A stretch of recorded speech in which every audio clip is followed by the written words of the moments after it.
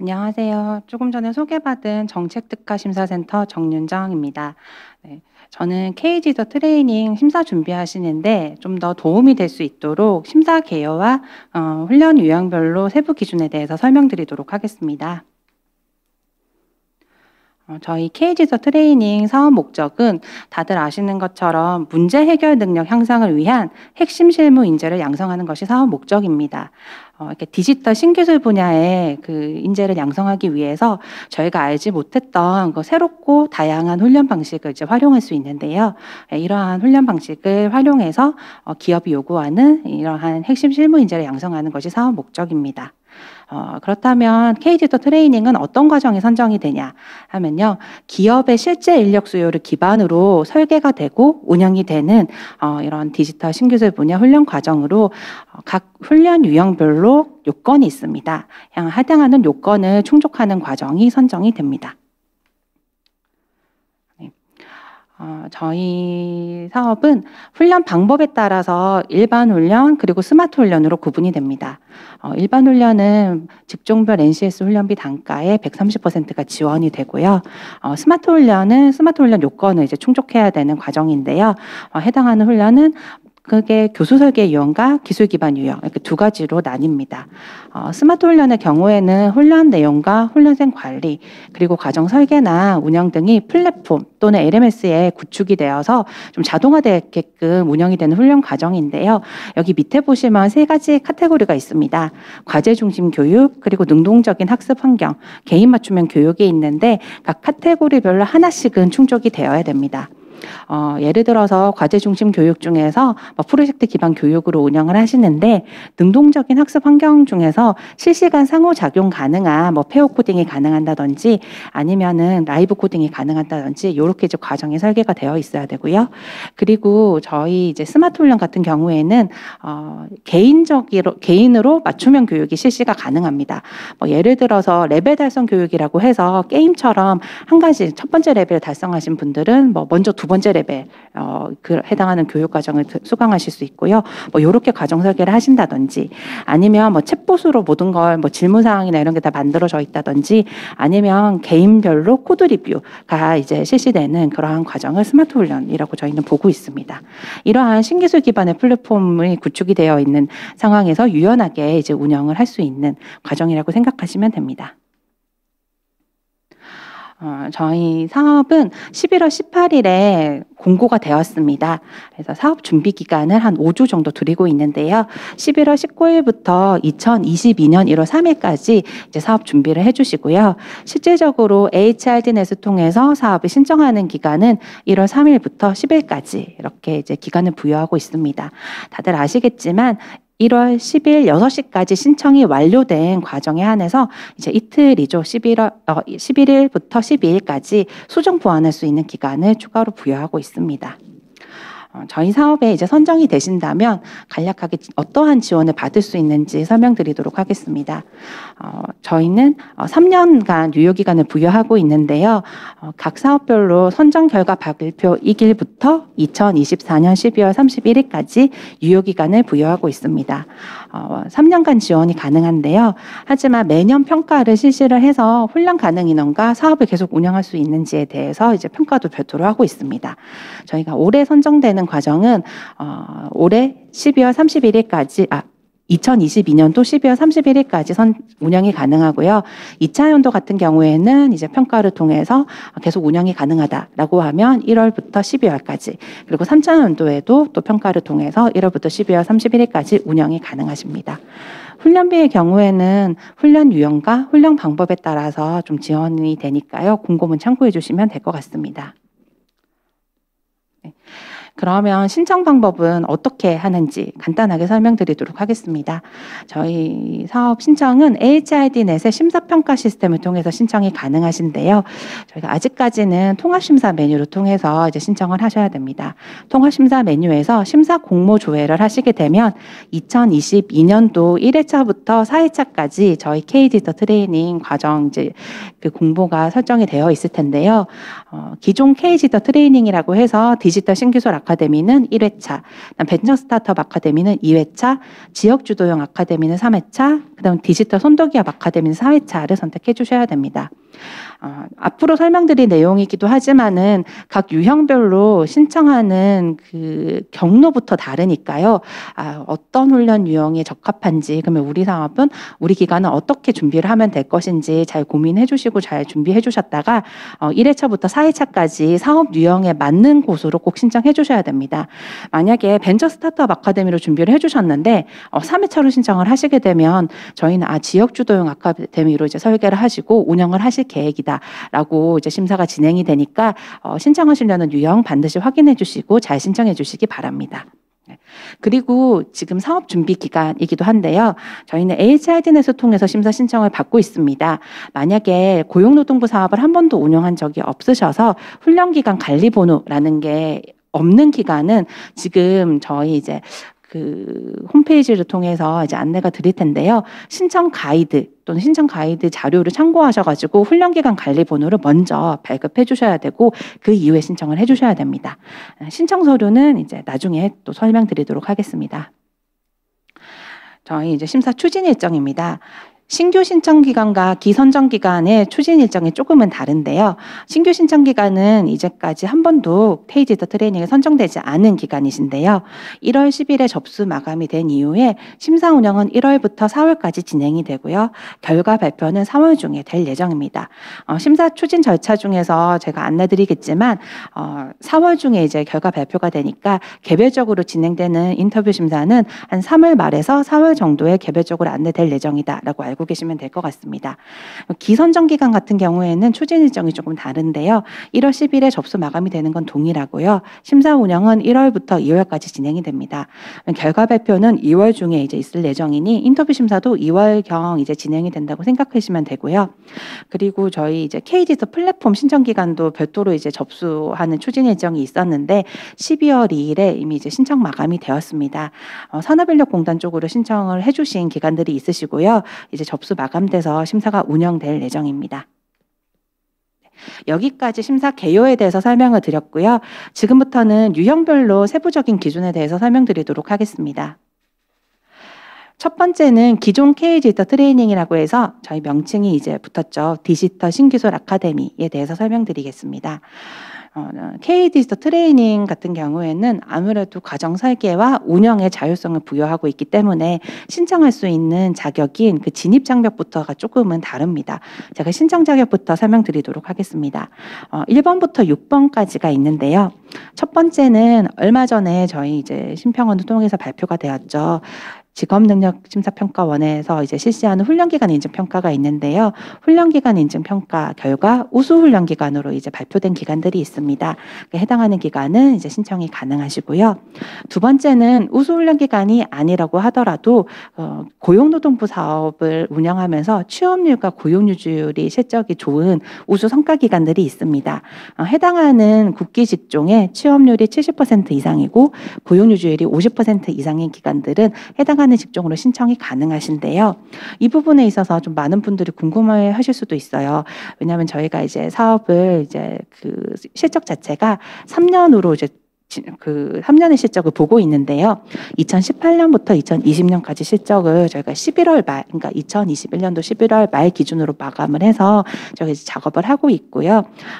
빠르면 내일 정도부터 저희 이제 정책특화심사센터로 문의하시면은 확인이 가능하십니다. 다만 좀 안내드릴 사항이 있는데요.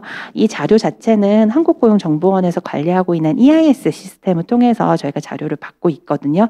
그래서 해당하는 직종에 해당하는 훈련 기간이 된다, 안 된다 이렇게까지밖에 안내를 드릴 수가 없어요. 세부적인 내용을 좀 안내 드릴 수 없는 점 양해 부탁드립니다. 그다음에 세 번째는요. 교육부에서 또 얼마 전에 발표를 했습니다. 2021년도 대학 기본 역량 평가 결과를 발표를 했는데요. 여기에 해당하는 일반 재정 지원 대학이라고 있습니다. 여기에 해당하시는 대학들은 신청이 가능하십니다. 그리고 네 번째는 1번부터 3번까지 해당되지 않는 기관들 중에서 이제 민간에서도 약간 이 관련되신 훈련을 많이 하고 계실 텐데요. 이 직업 능력과 관련된 훈련을 실시하셔서 매출액이 30억 원 이상이거나 아니면 수료 기준의 훈련 인원이 300명 이상인 기관도 신청이 가능하십니다. 여기에서 좀 주의해 주셔야 되는 부분은 공공이나 아니면 정부에서 지원받은 부분은 제외를 하고요. 어떻게 보면 훈련생이 100% 자비를 들여서 이제 훈련을 한 실적을 보고 있는데요. 그럼 훈련생이 100% 이제 자비를 들여서 이제 훈련을 했다라고 하면 그 기간의 역량으로 볼 수 있기 때문에 신청 자격 4번으로 이제 두고 있습니다.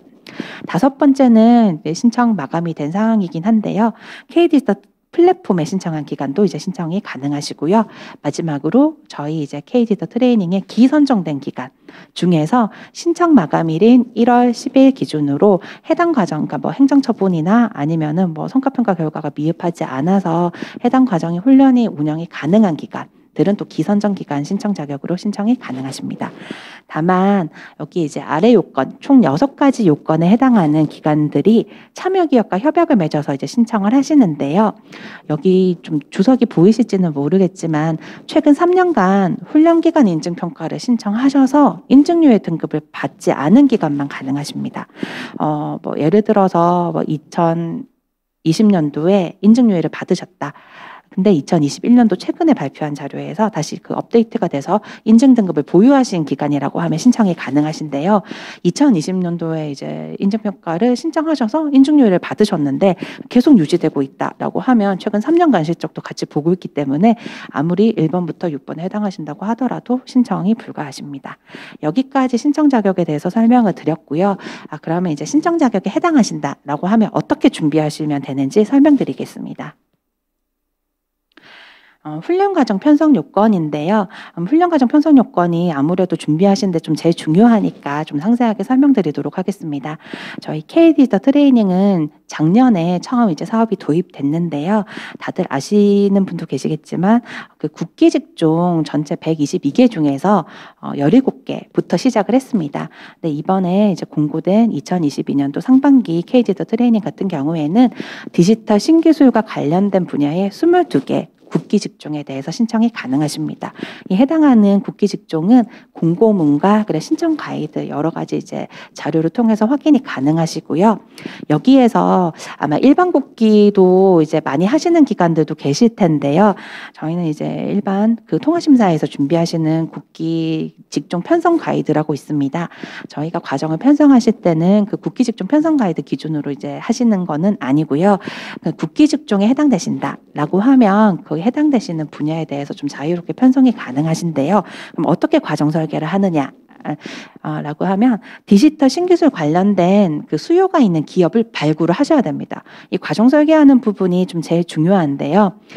디지털 신기술 관련으로 훈련 수요가 있는 기업을 먼저 발굴을 하셔야 되고요.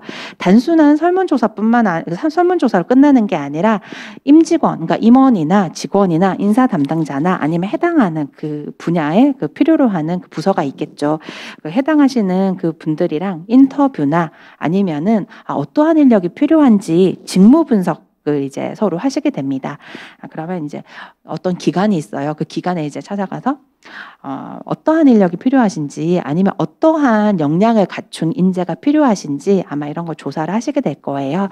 그럼 그 조사를 분석을 하시고 그 분석 결과를 가지고 과정을 설계를, 그러니까 커리큘럼을 설계를 하신다라고 생각하시면 됩니다.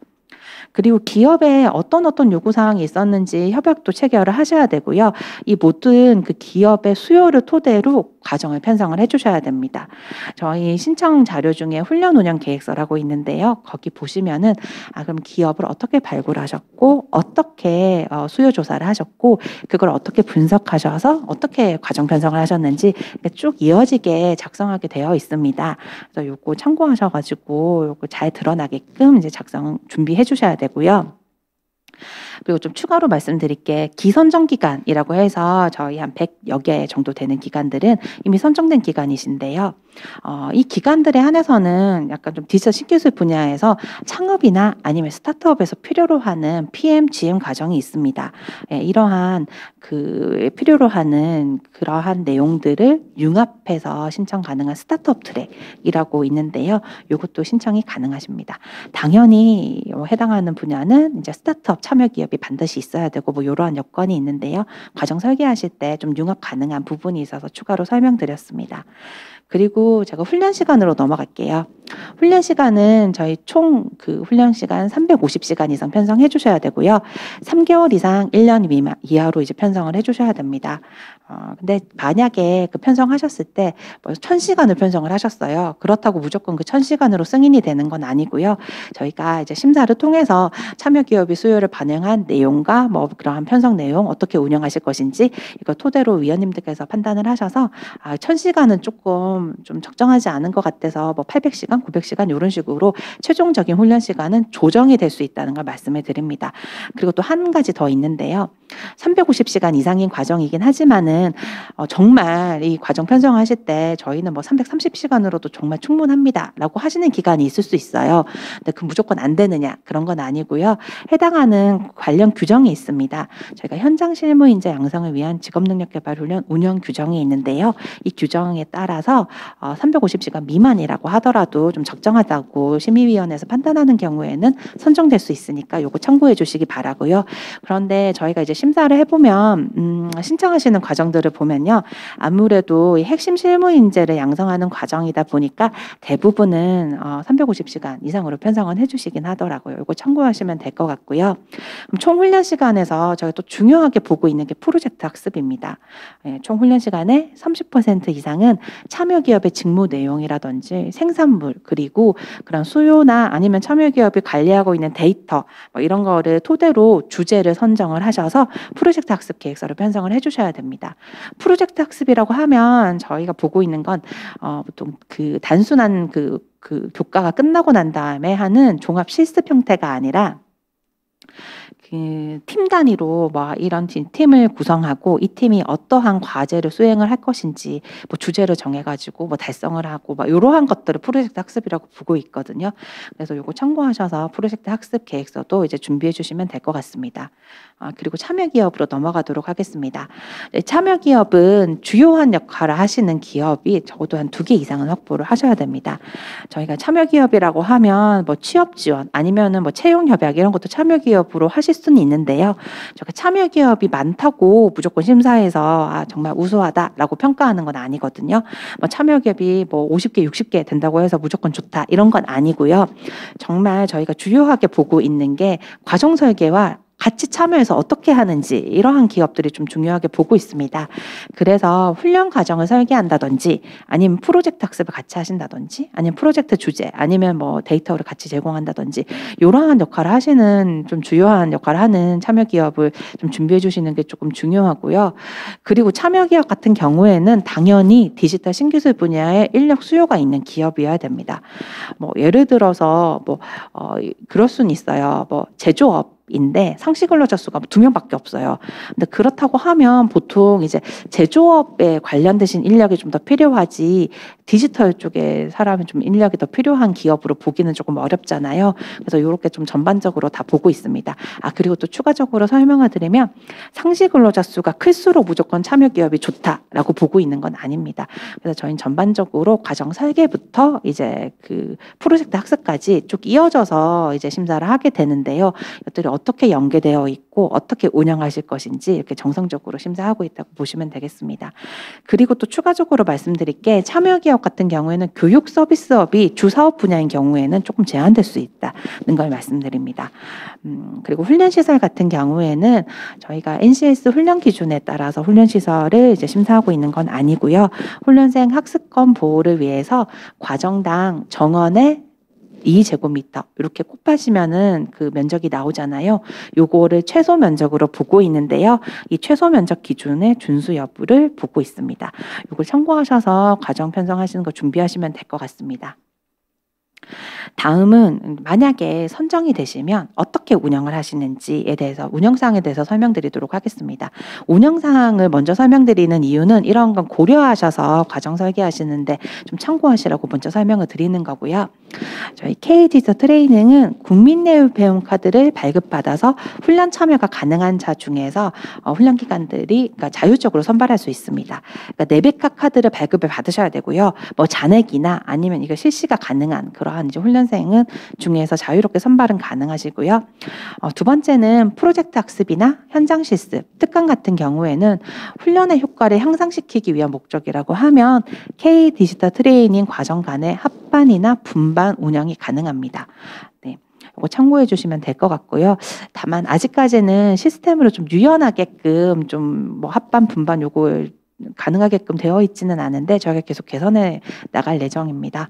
네, 세 번째는 저희 K 디지털 트레이닝은 최대 학습량이 1일 최대 12시간입니다. 그래서 최대 학습량을 초과하지 않는 범위 내에서는 야간이나 주말 등 운영 가능하시니까 과정 설계하실 때 참고하시면 될 것 같고요. 그리고 마지막으로 참여 기업의 요구가 있다고 하면 그 고용센터죠. 지방고용노동관서장에게 위탁계약 변경 신고하셔서 훈련 과정 내용이 변경이 가능하십니다. 다만 이것도 마찬가지로 약간 시스템이 좀 아직까지 좀 편하게 그러니까 유연하게 되어 있지는 않은 상황입니다. 근데 요거는 계속 개선해 나갈 거니까 참고하시면 될 것 같고요. 당연히 변경된 사항에 대해서 훈련비가 추가 지원되는 건 아니고요. 여기에서 이제 선정이 되신 다음에 좀 유의하실 게 훈련 과정 내용이 변경 가능하신데요. 총 훈련 시간과 훈련 과정명은 아직까지는 좀 변경이 불가하십니다. 네. 그리고 성과평가 기준에 대해서 좀 설명을 드릴게요. 그러면 이제 3년간 유효기간을 부여한다고 했는데, 그리고 이제 매년 평가를 한다고 했는데, 어떠한 것들로 이제 어떠한 지표들로 평가하는지 좀 간단하게 설명드릴게요. 저희가 디지털 핵심 실무인재 양성 사업, 그러니까 K 디지털 트레이닝으로 선정된 과정은 3년간 이제 운영 가능하지만은 매년 저희 훈련 실적과 성과는 별도로 관리하고 모니터링 되고 있습니다. 그래서 여기 보시면 모집률, 취업률, 관련 직종 취업 비중, 고용 유지율, 그리고 프로젝트 결과물인 프로젝트 평가 이렇게 이제 다양한 관점에서 이제 평가를 하고 있는데요. 여기서 보시면은 다들 뭐 모집률도 많이 보셨을 수도 있고 취업률도 당연히 아시겠고 뭐 고용 유지율이나 뭐 프로젝트 평가는 아시겠지만 관련 직종 취업 비중이라고 해서 아마 좀 처음 접하시는 분도 계실 텐데요. 저희가 올해 관련 직종 취업 비중이라는 거를 좀 저희가 공지를 했습니다. 어떤 거냐면요. 훈련 과정 신청하실 때 한국고용직업분류라고 해서 캐코라고 아마 아실 텐데요. KECO라고 그래서 그 훈련 과정에 되어 있는 캐코와 그리고 고용보험 가입할 때 또 이제 직종을 기입하게 되어 있습니다. 훈련을 한 분야와 그다음에 정말 취업을 한 분야가 어느 정도 이제 관련이 있게끔 취업을 하고 있는지에 대한 그 지표, 그런 성과를 보고 있는 지표인데요. 어떠한 캐코가 인정이 되는지에 대한 범위는 저희 이제 직업능력심사평가원 홈페이지에 이제 공지가 됐고요. 관련 직종 취업 비중은 어떻게 산정을 하는지에 대한 내용도 이제 공지가 됐으니까 관심 있으신 분은 한번 찾아보시는 게 좋을 것 같습니다. 네. 그다음 심사 기준에 대해서 설명드리도록 하겠습니다. 저희 K 디지털 트레이닝은 심사 항목에 따라서 심사위원님들께서 정성평가를 실시하시게 됩니다. 저희 100점 만점 중에서 70점 이상 되시는 기간에 한해서 인터뷰 심사로 넘어가는데요. 다들 좀 계산해 보시면 아시겠지만 5점 척도 기준으로 봤을 때 총점 70점 이상을 획득하려면 거의 대부분 다 우수하셔야 됩니다. 그냥 보통이 아니라 모두 대부분 다 우수한 그 결과가 나와야지만 인터뷰 심사로 넘어간다고 보시면 될 것 같습니다. 한 번 더 말씀을 드리지만 저희 이제 K 디지털 트레이닝 같은 경우에는 과정 설계도 이제 기관에서 자유롭게 하시고 운영도 좀 자유롭게 하실 수 있게끔 되어 있다 보니까 약간 좀 선정하는 기준 자체가 조금 높은 편이긴 한데요. 네. 높은 편으로 이렇게 설정되어 있긴 합니다. 그리고 각 단계별 심사에서 만약에 부적합 항목이 있다라고 하면 그 단계에서 심사가 종료되고 그 다음 단계로 넘어가지는 않습니다. 그리고 인터뷰 심사에서 적합 판정된 과정이랑 기관들은 지방고용노동관서의 의견을 한 번 더 이제 받게 됩니다. 이 의견을 토대로 약간 K 디지털 트레이닝 운영기관으로 좀 적정하지 않은데라고 이제 판단하실 수도 있는데요. 그렇다고 하면 최종 선정에서 제외되게 됩니다. 심사 절차는 저희가 신규 기관과 기선정 기관은 조금은 다른데요. 두 기관 다 공통적인 상황이 있습니다. 심사 신청하실 때 사전 확인이라는 부분이 있는데요. 보시면 심사 자체 점검 목록을 통해서 자가 확인을 할 수 있도록 하게 되어 있는데요. 저희 이제 심사 신청 제출 항목에 보시면은 아마 사업 계획서 라고 해서 사전 점검 목록이라고 해서 엑셀 자료로 되어 있는 게 있을 거예요. 이게 어떤 거냐면요. 심사를 하시는데 신청하시는데 혹시나 자료 누락이 됐다든지 이런 걸로 좀 불이익이 받지 않도록 스스로 점검할 수 있게 체크리스트라고 보시면 되는데요. 예를 들어 참여 기업과 협약을 반드시 해야 돼요. 근데 협약서를 제출하셨습니까? 예, 아니요. 이렇게 자체적으로 점검할 수 있는 체크리스트거든요. 그래서 그 항목대로 이거 했는지 저거 했는지 약간 좀 스스로 체크할 수 있게 하는 항목이니까 요거 꼭 하나씩 다 확인하신 다음에 제출해 주셔야 되고요. 그리고 수정보완 기간 이제 이틀 거쳐서 기본 심사 그리고 과정 심사 이렇게 이어지게 되는데요. 기본 심사 같은 경우에는 각 항목별로 신규 기간은 이제 체크하는 항목 그리고 기선정 기간은 한번 점검된 항목은 중복으로 점검하진 않고요. 꼭 필요한 항목에 대해서 기본 심사에서 확인하게 됩니다. 기본 심사에서 적합받은 기간은 이제 서면 심사로 넘어가게 되는데요. 약간 서면 심사가 100점 만점으로 진행이 되는 거고 여기서 70점 이상인 경우 이제 인터뷰 심사로 넘어가게 됩니다. 그 중간에 스마트 적정성 심사라고 있는데요. 여기는 스마트 훈련 과정이라고 아까 제가 도입에 말씀드린 것처럼 스마트 훈련으로 신청하신 과정에 대해서 스마트 적정성 심사를 별도로 진행을 하게 됩니다. 그리고 이제 여기에서 적합받은 기간은 인터뷰 심사로 넘어가게 되고요. 그리고 최종 심의를 거쳐서 최종 선정되게 됩니다. 그리고 스마트 적정성 심사는 스마트 훈련으로 한 번도 선정된 이력이 없는 경우에 한해서만 실시가 되고요. 그리고 이 기존 KD 더 트레이닝 같은 경우에는 4차 산업혁명 선도훈련 기간 2020년 1차 성과평가 결과 A 등급인 기간은 심사할 때 조금 우대해서 진행을 할 예정입니다. 네. 그러면 각 심사 항목별로 조금은 세부적으로 설명드리도록 하겠습니다. 기본 심사입니다. 기본 심사 항목을 보시면 첫 번째 신청 자격, 아까 제가 제일 처음에 설명드린 내용인데요. 공고문에 나와 있는 신청 자격 해당되는지 여부, 그 다음에 두 번째는 준법성인데요.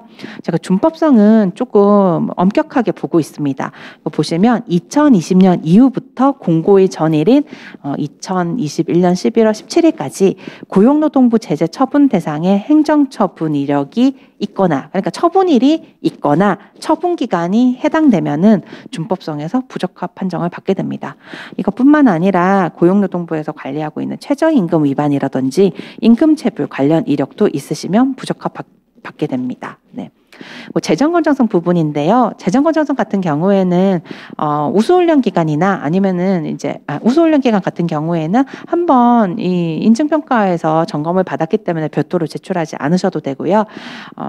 예를 들어서 신청 자격 4번 같은 경우에는 한 번도 점검을 못 받은 기간이기 때문에 아마 해당하는 자료를 제출하셔서 여기에서 이제 적부 형태로 이제 심사를 진행하게 됩니다. 그리고 사업 참여 협약이라고 해서 참여 기업과 협약 체결했는지 최소 2개 이상 기업으로 확인하고 있고요. 훈련 시설은 아까 말씀드린 최소 면적 충족 여부 보고 있고요. 현장성이라고 해서 총 훈련 시간의 30% 이상 프로젝트 학습으로 편성했는지 여기 기본 심사에서 확인을 하게 됩니다. 그러면 그 기본심사에서 적합한 과정은 과정심사로 넘어가게 되는데요. 과정심사 넘어가기 전에 제가 스마트 훈련 과정으로 이제 신청하신 기간에 스마트 훈련 심사 항목에 대해서 설명드리겠습니다.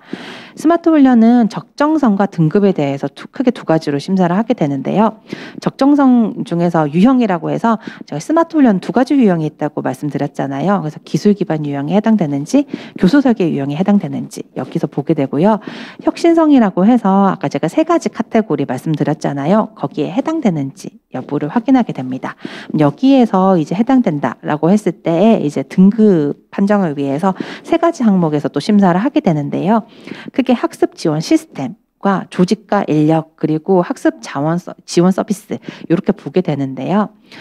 첫 번째는 LMS라든지 학습 플랫폼이라든지 이러한 게 기능이 어떤지 안정성이 어떠한지 그리고 두 번째는 스마트 훈련을 위해서는 아무래도 별도 조직이나 인력이 좀 필요하다고 보고 있기 때문에 여기에 대해서 세 번째는 스마트 훈련의 학습 지원을 위해서 구체적인 학습 자원 확보 계획이나 학습 지원 서비스의 우수성 등에 대해서 보게 됩니다.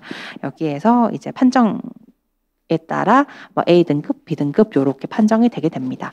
이건 스마트 훈련 신청 과정에만 해당이 되고요. 과정 심사에 대해서 설명드리도록 하겠습니다. 네, 과정 심사에서 저희 선정 분야는 적부로 보게 되는데요.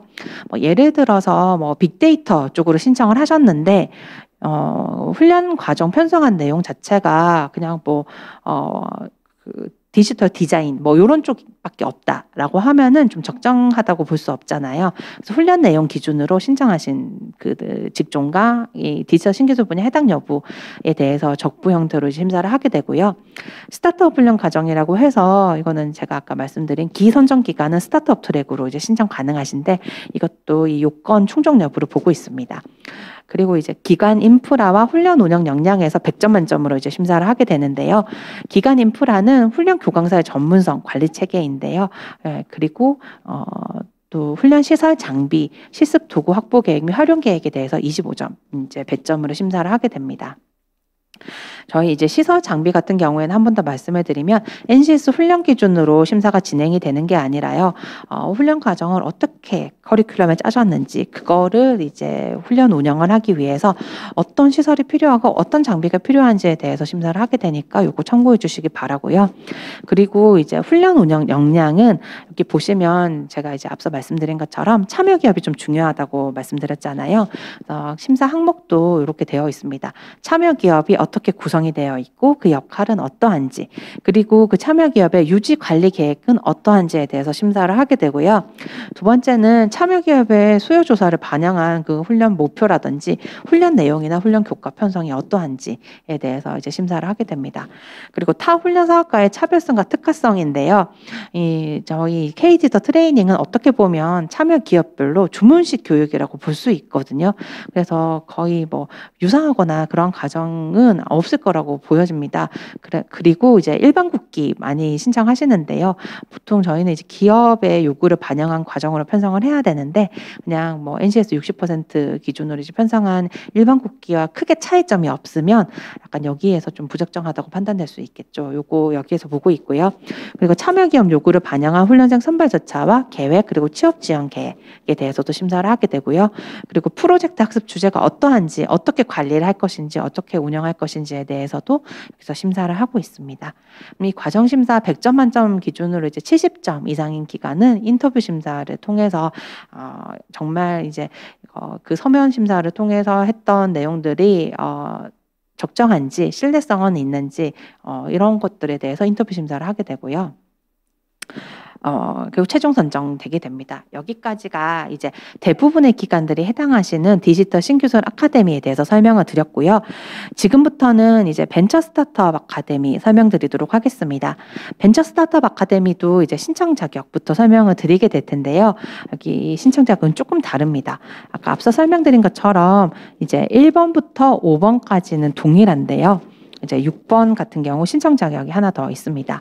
2021년 훈련기간 인증평가 3년 인증 등급기간도 이제 신청이 가능하신데요. 다만 이 1번부터 6번까지 해당하는 기간이 디지털 신기술과 관련된 그러한 협단체와 같이 협약을 맺어서 신청을 하시는 겁니다.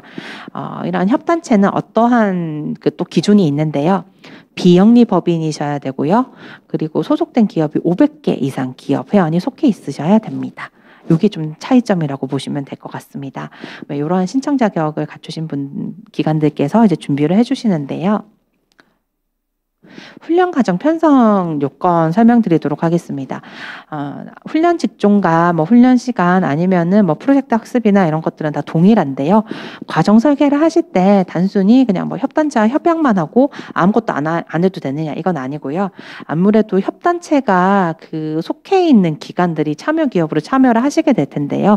그럼 협단체와 계속 커뮤니케이션을 아마 하셔야 될 거고요. 그리고 여기 과정 설계하실 때 좀 중요한 부분이 연간 얼마만큼 운영할 것인지 훈련 가능 인원을 신청하시게 되어 있는데요. 그 훈련 가능 인원의 50% 이상은 채용 약정을 반드시 해주셔야 됩니다. 이거는 벤처 스타트업 아카데미는 앞서 이제 그 사무관님께서 설명해 주신 것과 같이 그 협단체에 소속된 기업과 채용 약정은 50% 이상 하고 이제 진행하는 과정이기 때문에 이게 좀 필수 요건이라고 보시면 될 것 같습니다. 나머지는 동일해서 반복되는 부분은 이제 생략을 하고요. 이 참여기업 부분에서 조금 다른 부분이 있는데요. 만약에 참여기업의 채용 수요가 적정하다고 하는 경우에는 참여기업이 하나라도 참여가 가능하십니다. 이게 좀 차이점인데요. 만약에 한 개만 참여 가능하시다라고 하면 그 연간 훈련 가능 인원의 50% 이상 이 한 개 기업과 채용 약정을 체결하셔야 되겠죠. 이게 좀 차이점이라고 보시면 될 것 같습니다. 네, 그 운영 사항도 동일한데요. 그 성과평가 기준은 조금 다른 부분이 있어서 설명드리도록 하겠습니다. 참여 기업으로 이제 채용 약정을 50% 이상 약정을 하고 진행하는 사업이기 때문에 성과평가 지표에서 참여기업 취업률이라는 걸 추가로 확인하게 됩니다.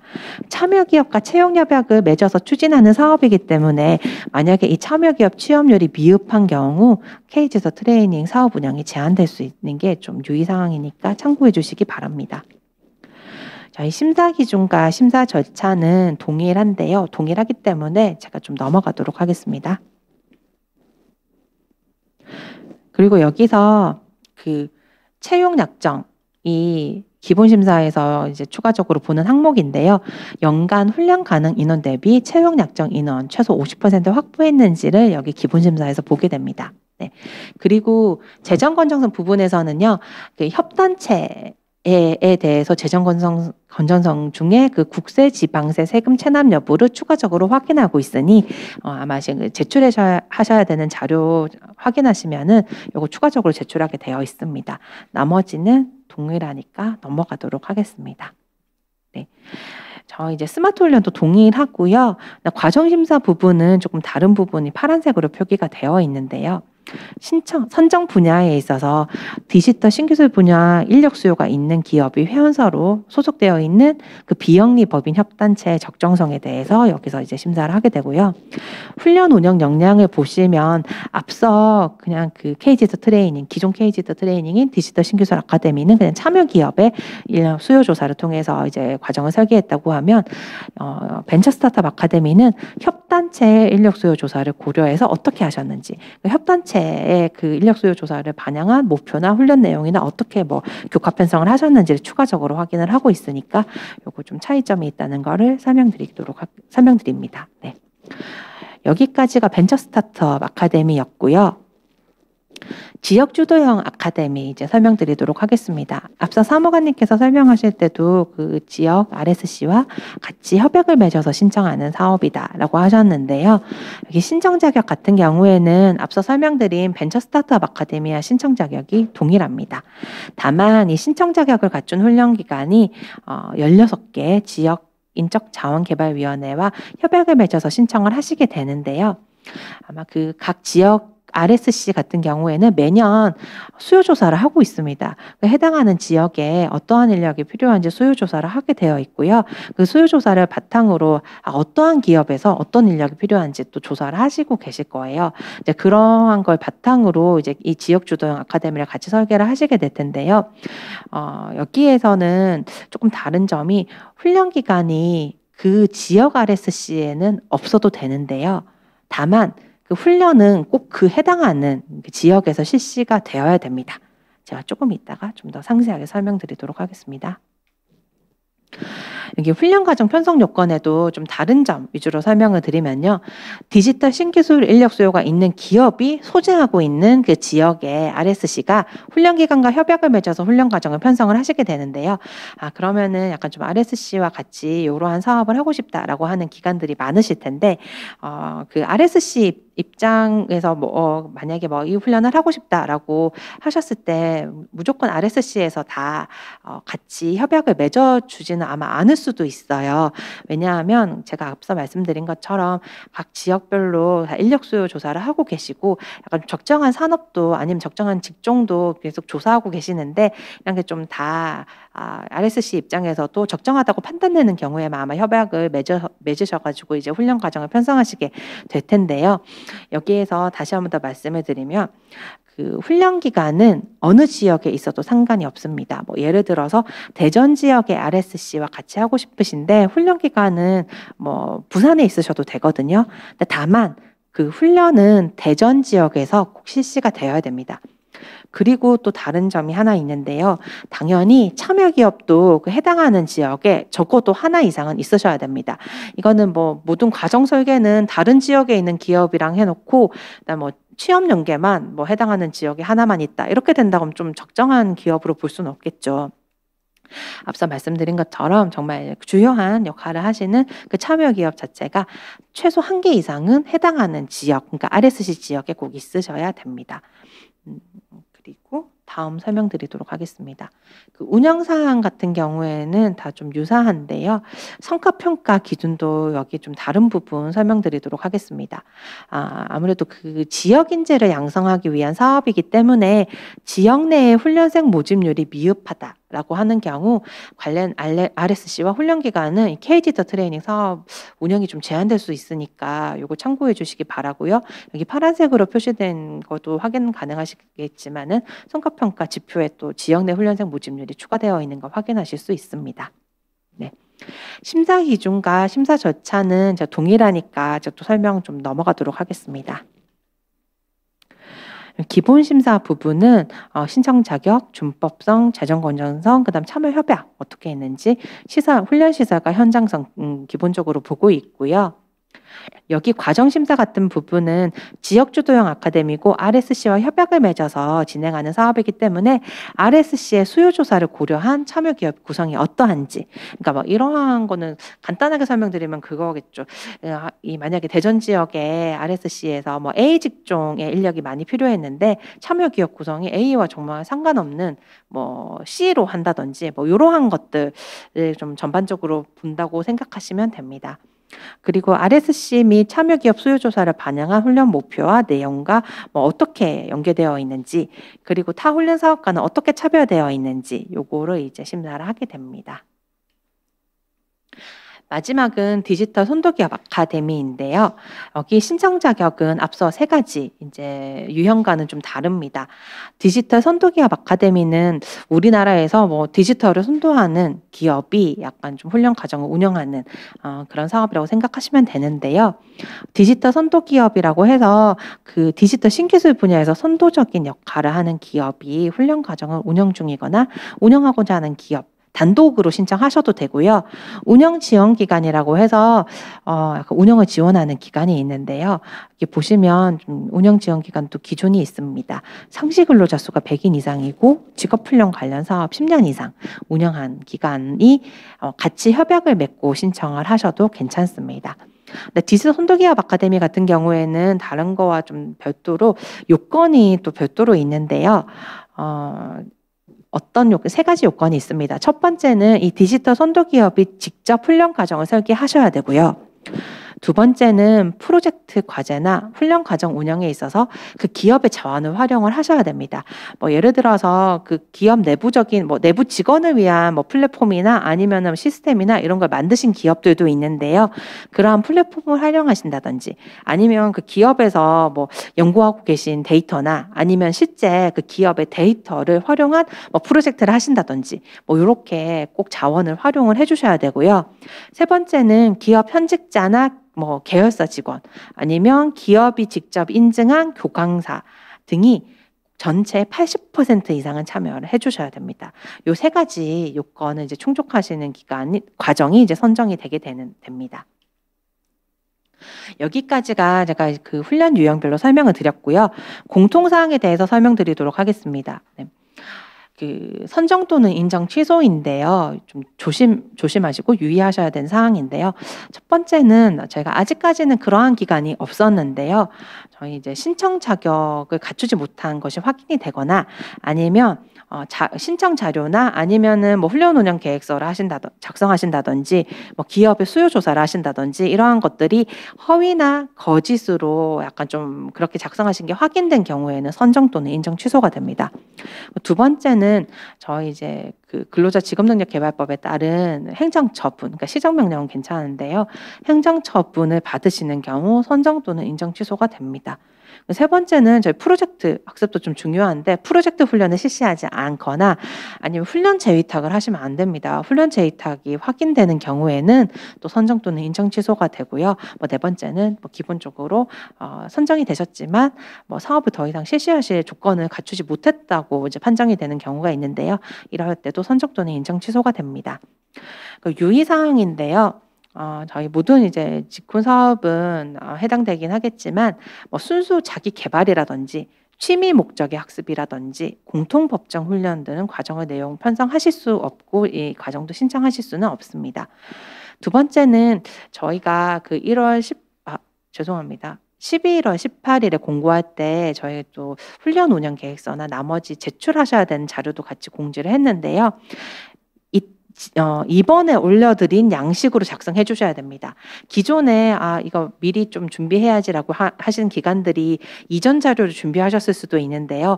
다시 한 번 더 확인하셔서 이번 공고에 올라간 양식으로 꼭 작성해 주시기 바랍니다. 그리고 증빙 자료 같은 경우에도 좀 중요한데요. 저희 사전 점검 목록 엑셀 자료 그 체크리스트 스스로 하시면서 증빙 자료 있는지 한 번 더 확인하시면 좋을 것 같습니다.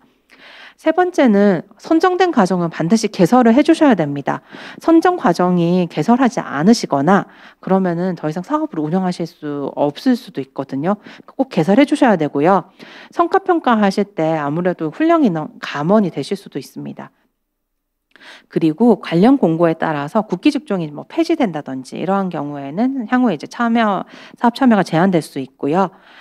그리고 관련 규정에 따라서 변경 신고를 할 수는 있는데요. 저희가 변경 이력이나 아니면은 이러한 운영 모니터링을 되게 다양한 관점으로 하고 있습니다. 근데 이제 이 변경 이력이 이러한 모니터링 결과 약간 조금 이상한 신호가 있다라고 하면 저희 이제 현장 지도 감독 등을 실시할 수 있으니까 요거 운영하시면서 주의해 주시기 바랍니다. 그리고 이제 마지막 부분인데요. 저희가 한 1년 정도 심사를 운영하면서 이제 과정 편성을 하셨을 때 좀 부적합되는 사례를 조금 모아봤습니다. 과정 편성하실 때 좀 유의해서 이제 해주셔야 되는데요. 첫 번째는 제가 좀 반복해서 말씀드리고 있는데요. 기업의 수요조사 하실 때 단순히 설문조사만 하신다고 하면 저희는 수요조사를 보고 있지는 않거든요. 그래서 기업의 요구를 반영한 훈련 과정 설계가 이루어졌다고 볼 수 없는 경우에는 부적합하고 있습니다. 두 번째는 KG 더 트레이닝은 참여 기업별로 주문식 교육이라고 할 수 있기 때문에 참여 기업이 타 훈련 과정과 좀 아무 이유 없이 좀 중복된다든지 이렇게 되면은 약간 좀 적정하지 않다라고 보고 있습니다. 세 번째는 아까 전에도 설명드렸지만 프로젝트 학습 주제가 단순히 종합 실습이라든지 아니면은 그렇게 구성이 되어 있어서 프로젝트 학습 이라고 보기 어려운 경우에도 약간 좀 적정하지 않다라고 보고 있고요. 그 다음은 훈련 과정 설계하셨을 때 저희는 기업의 수요를 조사하고 그다음 그거대로 반영을 해야 되잖아요. 근데 기업의 수요가 반영이 된 사실이 확인되지 않거나 아니면은 훈련 기간이 설계를 하셔야 되는데 다른 곳에서 다 수요 조사하시고 설계하시고 이렇게 하신 내용이 확인된다라고 하면 그거는 좀 적정하지 않다고 볼 수 있습니다. 이 내용을 좀 상세하게 설명드리면요. 예를 들어서 우리는 빅데이터 관련된 사람이 필요합니다라고 수요 조사가 이렇게 나왔어요. 근데 막상 과정 편성을 하실 때는 전혀 다른 내용으로 편성을 하신다든지 이러한 부분을 얘기하는 거니까 꼭 기업 수요 조사하시고 그걸 분석하신 다음에 과정 편성하시는 거 유의해 주시기 바라고요. 그리고 해당 훈련 기관에서 반드시 과정 설계를 해주셔야 되지 다른 기관이나 다른 곳에서 아니면 다른 사람이 설계하시면 안 됩니다. 다섯 번째는 저희는 참여 기업의 수요를 바탕으로 설계하고 운영되는 과정이잖아요.